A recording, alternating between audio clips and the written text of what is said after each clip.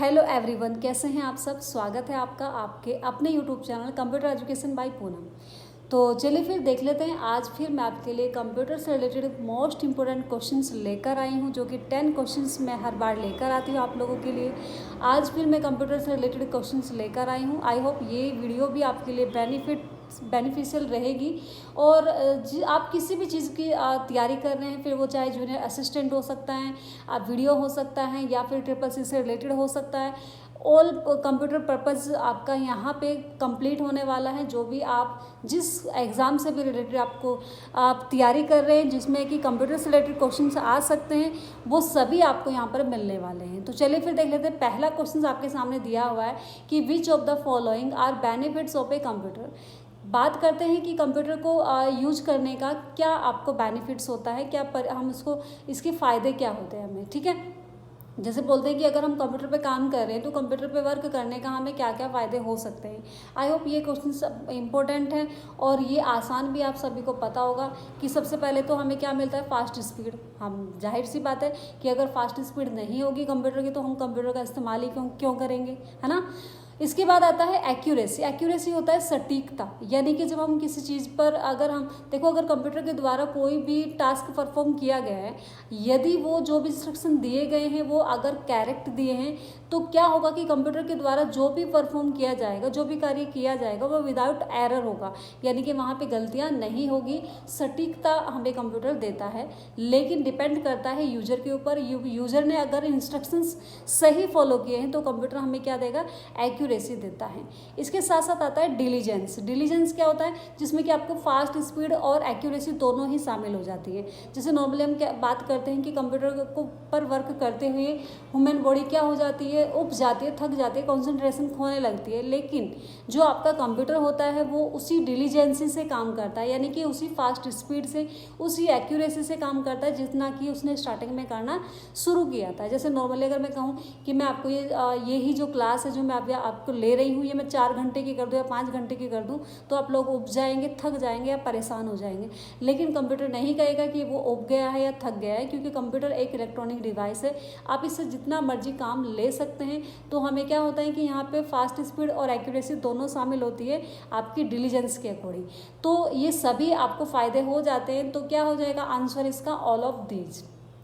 ठीक है, next question देख लेते हैं। नेक्स्ट क्वेश्चन क्या है हमारे पास, how many type of computer by size. Size के अकॉर्डिंग अगर हम बात करें कि कंप्यूटर कितने प्रकार के होते हैं, तो बात करें कि आप देखेंगे यहाँ पे कि साइज के अकॉर्डिंग पूछा गया है कि micro computer, mini computer, main frame computer, super computer, all of these. यहाँ पे मैंने एक ऑप्शन एक्स्ट्रा बढ़ा दिया है। हालांकि सारे के सारे अगर हम बात करें साइज़ के अकॉर्डिंग अगर कंप्यूटर को आप क्लासीफाइड करेंगे तो आपके पास 4 प्रकार के कंप्यूटर होते हैं। माइक्रो कंप्यूटर होता है, mini computer, main frame computer, super computer. Micro computer सबसे छोटा कंप्यूटर होता है, जिसे हम पर्सनल कंप्यूटर भी कहते हैं। हालांकि जिन कंप्यूटर्स पे हम काम करते हैं, जैसे कि आपका डेस्कटॉप या लैपटॉप, टैबलेट, या फिर आपका नोट, इसी से रिलेटेड जो भी आपके कंप्यूटर्स होते हैं जिन पर हम वर्क करते हैं, वो माइक्रो कंप्यूटर के रूप होते हैं, जिनको हम पर्सनल कंप्यूटर कहते हैं। मिनी कंप्यूटर्स आपके कैसे होते हैं, मिनी कंप्यूटर माइक्रो कंप्यूटर से बड़े होते हैं, और ये जनरली आपका जो वर्क होता है ये मैन्युफैक्चरिंग मशीन्स, यानी कि अगर हम बात करें कि इनको जो इसका इस्तेमाल किया जाता है मशीन्स को मैन्युफैक्चरिंग करने के लिए, मशीन के ऊपर कार्य करने के लिए इसका इस्तेमाल किया जाता है। अगर हम बात करें मेन फ्रेम कंप्यूटर, इन दोनों से बड़ा होता है मेन फ्रेम कंप्यूटर। ये क्या होता है, जैसे नॉर्मली आप एक मेन फ्रेम कंप्यूटर होता है जो कि जैसे आपने देखा होगा इसका जो इस्तेमाल होता है generally bank, insurance companies, airlines, वहाँ पर इनका इस्तेमाल होता है। तो ये मेन फ्रेम कंप्यूटर होते हैं। सुपर कंप्यूटर सबसे बड़ा कंप्यूटर होता है, जो कि आपका इन सबसे चारों में सबसे बड़ा कंप्यूटर जो होता है हमारा, वो सुपर कंप्यूटर होता है। ठीक है, इसके साथ साथ अगर हम बात करें कि ऑल ऑफ दीज, ये सभी आ जाएंगे हमारे, तो ये सारे के सारे ही हमारे क्या है, कंप्यूटर के टाइप होते हैं। नेक्स्ट आंसर आपके सामने। नेक्स्ट क्वेश्चन देख लेते हैं। MS word is an example of. MS word जो एग्जाम्पल हैं वो कौन से किस चीज़ का टाइप है, यानी कि अगर हम बात करें MS वर्ड है क्या ये ऑपरेटिंग सिस्टम है, प्रोसेसिंग डिवाइस है, प्रोग्रामिंग लैंग्वेज है, या फिर एप्लीकेशन सॉफ्टवेयर। आई होप ये तो आपको पता ही होगा कि ये क्या होता है, एप्लीकेशन सॉफ्टवेयर होता है। ठीक है, जैसे कि एप्लीकेशन सॉफ्टवेयर, इनकी एक एप्लीकेशन होती है जिसके माध्यम से हम MS Word, PowerPoint, Excel, Access, ये सब हमें देखने को मिलते हैं। नेक्स्ट क्वेश्चन क्या है कि आपका विच of the following is not a type of computer. इनमें से अगर हम बात करें कि आपका जो टाइप के अकॉर्डिंग अगर हम बात करें कंप्यूटर का टाइप नहीं है इसमें, तो एनालॉग कंप्यूटर है, डिजिटल कंप्यूटर है, मिनी कंप्यूटर है, हाइब्रिड कंप्यूटर है। अब आप कहेंगे ये तो सभी कंप्यूटर होते हैं, लेकिन यहाँ पे टाइप के अकॉर्डिंग पूछा गया है कि टाइप के अकॉर्डिंग जो इसमें फॉलो नहीं करता है, क्योंकि मिनी कंप्यूटर इसमें नहीं शामिल होता है, ये अलग है आपका, ये साइज के अकॉर्डिंग आता है। Analogue computer, digital computer, hybrid computer, ये आपके टाइप होते हैं। जैसे आपके 3 टाइप होते हैं, by type, by size, by purpose. तो यहाँ पे अगर हम बात करें टाइप के अकॉर्डिंग एनालॉग कंप्यूटर होता है, डिजिटल कंप्यूटर होता है और आपका हाइब्रिड कंप्यूटर होता है, लेकिन मिनी कंप्यूटर नहीं होता है। ठीक है, नेक्स्ट क्वेश्चन की तरफ बढ़ते हैं। What is input. इनपुट क्या है, चलिए इनपुट को जान लेते हैं। इनपुट क्या होता है? द एंटर्ड और फेड इनटू अ कंप्यूटर। क्या जो कुछ एंटर किया जाता है कंप्यूटर के अंदर वो इनपुट होता है, या फिर the amount that a person और मशीन प्रोड्यूस। जो कुछ भी अगर हम बात करें कि अब अधिक मात्रा में जब हम अपने कंप्यूटर से कोई मशीन के जरिए हम प्रोड्यूस करते हैं, किसी वर्क को लेते हैं या बाहर लेते हैं, इन आउटपुट, यहाँ पे क्या हो जाएगा, इस चीज़ को क्या कहा जाएगा, क्योंकि ये तो आउटपुट है, प्रोड्यूस कर रहा है, आपको दे रहा है वहाँ पे, तो ये तो आपका इनपुट नहीं हो सकता है। The computer performs useful operations by manipulating the data in many ways. अगर हम बात करें कि जो आपका कंप्यूटर होता है परफॉर्म करता है यूजफुल ऑपरेशन, जो भी आपको आवश्यकता के अनुसार जो कार्य होता है, यानी कि जो सीपीयू द्वारा जो कार्य किया जाता है वो आपका क्या होता है, यहाँ पे उसको क्या होता है कि वो ऑपरेशंस करता है, इनके वर्क करता है, जिसे हम क्या बोलते हैं यहाँ पे प्रोसेसिंग बोलते हैं। तो यहाँ पे क्या है, ये प्रोसेसिंग हो रहा है, लेकिन ये इनपुट नहीं हो रहा है। प्रोसेसिंग करने का कार्य क्या होता है? प्रोसेसिंग मतलब कार्य करना, कि जो कुछ भी आपने कंप्यूटर के अंदर फिट किया है उस पर जो कार्य हो रहा है, मैनिपुलेटिंग हो रहा है, वो सब आपका प्रोसेसिंग कहलाता है। इसके जस्ट नीचे आता है आपके पास, a computer must store data so that it is available for processing. अब यहाँ पे अगर हम बात करें कि ये क्या कह रहा है कि एक कंप्यूटर क्या करता है, स्टोर करता है डेटा को, जो कि हमें अवेलेबल करता है प्रोसेसिंग कार्य के लिए, यानी कि जब हम प्रोसेसिंग करते हैं उस कार्य पे तो उसके लिए हमें बेनिफिट होता है। ठीक है, लेकिन यहाँ पे इनपुट के बारे में बात नहीं की गई है, सबसे स्टार्टिंग में ही आपका आंसर दिया गया है। ये आपका आउटपुट के लिए होता है, ये प्रोसेसिंग के लिए और ये स्टोरेज के लिए होता है। ठीक है, लेकिन इनपुट क्या होता है आपका? द एंटर्ड और फिड इनटू अ कंप्यूटर। जो कुछ भी कंप्यूटर के अंदर फिड किया जाता है, लिखा जाता है, वो सब आपका क्या होता है? इनपुट कहलाता है। ये आपका आंसर हो जाएगा। ठीक है, नेक्स्ट क्वेश्चन देख लेते हैं। There is are basically important components of computer. अगर हम बात करें कि कंप्यूटर के जो भी इंपॉर्टेंट कंपोनेंट्स होते हैं, यानी कि घटक होते हैं, वो कौन कौन से होते हैं?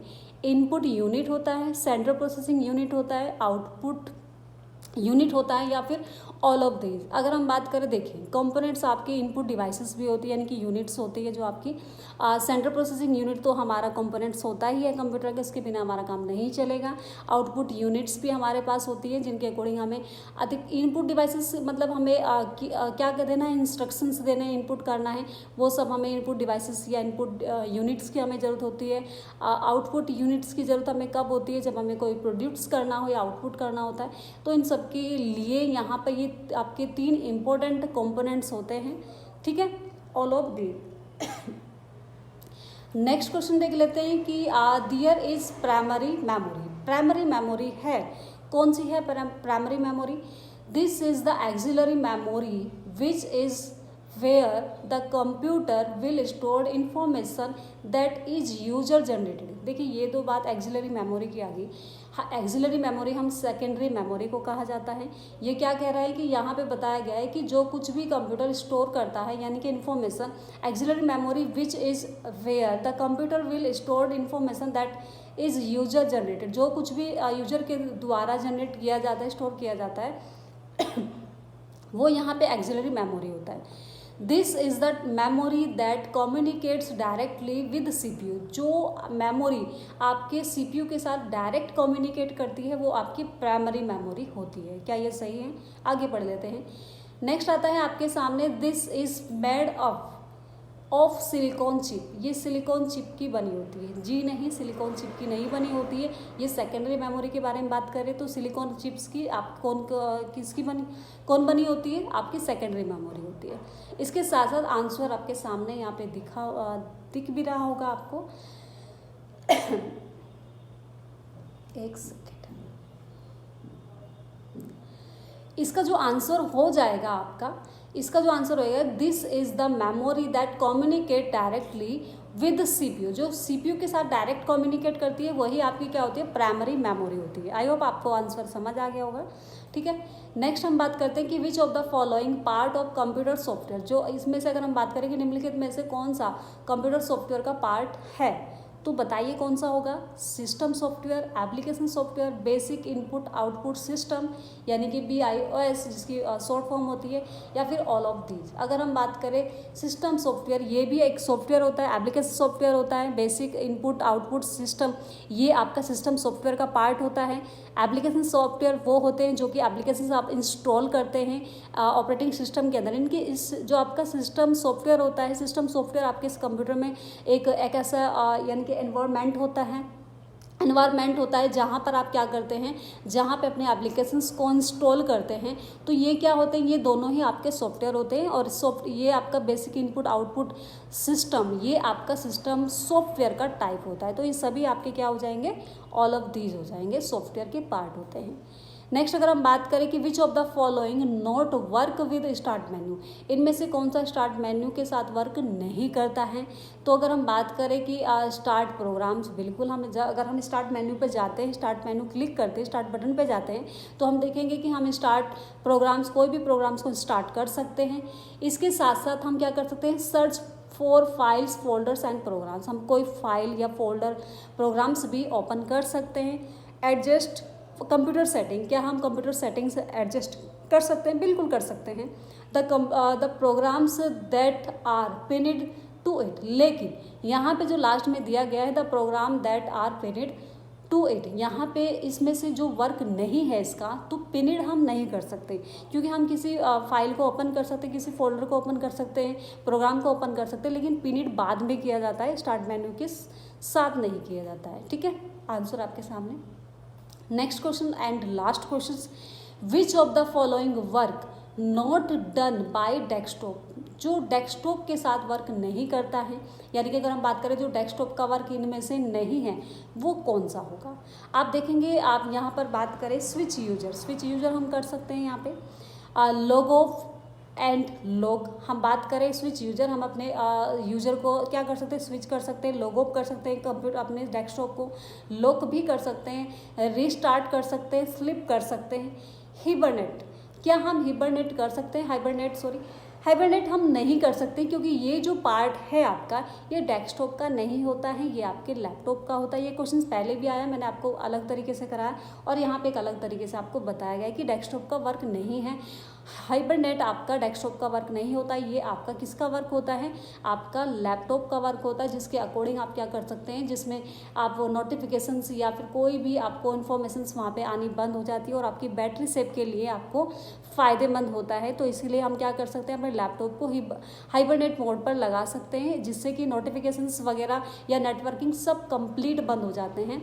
जो भी कुछ आपका यानी कि अगर हम बात करें आदान प्रदान होना, सब कुछ बंद हो जाता है, तो आप हाइबरनेट मोड पे इसे लगा सकते हैं, ये लैपटॉप के लिए होता है। ठीक है, तो आपने अच्छे से इनको सीखा होगा, क्वेश्चंस आपके इंपॉर्टेंट है, बहुत इंपॉर्टेंट है, इनको अच्छे से कीजिएगा एंड चैनल को सब्सक्राइब जरूर कर लीजिएगा, ताकि आपको जितनी भी नोटिफिकेशंस मैं आपको डालती हूँ या वीडियोस आएगी वो आप तक डायरेक्ट आपको पहुँच जाएगी।